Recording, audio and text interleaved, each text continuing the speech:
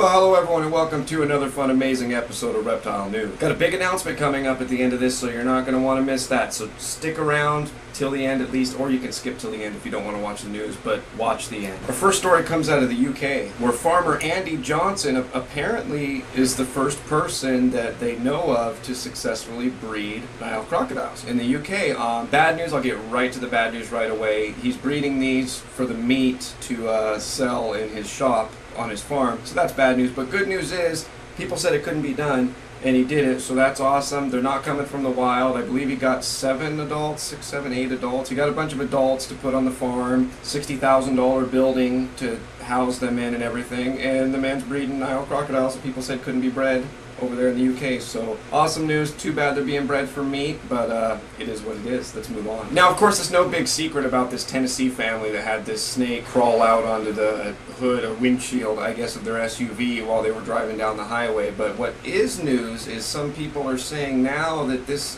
they could possibly have been taking part in some animal cruelty. I read an article today from the San Francisco Chronicle that actually they were kind of asking that question because they were apparently, I mean, I haven't personally watched the video. I've watched little skits of it on CNN or whatever in the morning. I haven't watched the full thing, but apparently the husband that was driving had his wife take the wheel from the passenger seat so he can bust out his cell phone and videotape this, and he has heard in the video saying he hopes it falls off.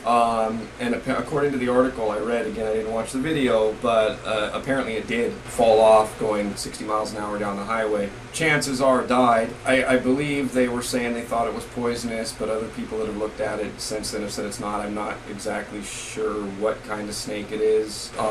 Anyway, that's that. Not really much of a story, not really for daily reptile news, but the video is viral, so if I use that in my title, I get a lot of views. And since I talked about it during the video, YouTube won't take it down. Moving on to the city of Woodridge and their police department and their people. What is wrong with you?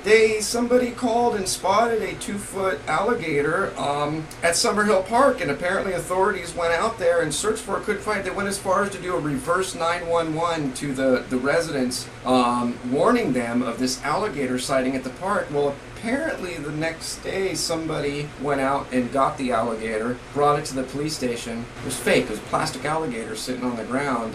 So number one, we're going to have several questions of the day. Here's your question of the day. How do you mistake a plastic alligator sitting on the ground for a real alligator? Number two, why is it that the authorities that are supposed to be able to search and rescue stuff couldn't find an alligator that obviously wasn't running away? I mean, the fake alligator was going nowhere. It was just sitting there laughing at them while they were looking for it. So anyway, there's your question of the day. Leave a text, comment, video response if you want, but yeah, have some fun with that one. And apparently an 11-foot python was caught down in South Florida, pulled from underneath a trailer by the Venom 1 guys, and is being blamed for several missing animals, including cats, chickens, and goats. The chickens and goats, okay, I can almost understand. The cats, leave the damn things in the house, they don't belong outside. I can't see a 12-inch wide, I think they said it was 11-foot Burmese python eating a goat, but they don't specify adult or baby, maybe a baby goat, but maybe I'm wrong. But anyway, snake is found, taken into custody,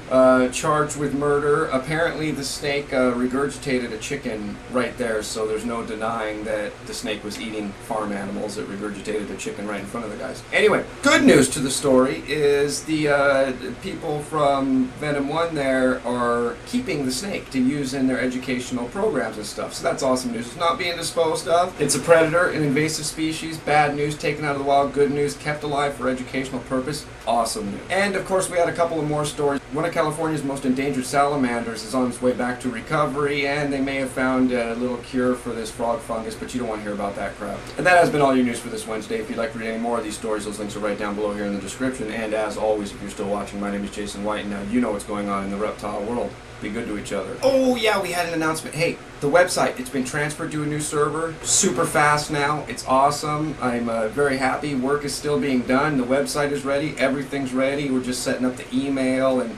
fine tuning everything. So go check it out. Let me know what you think about the speed.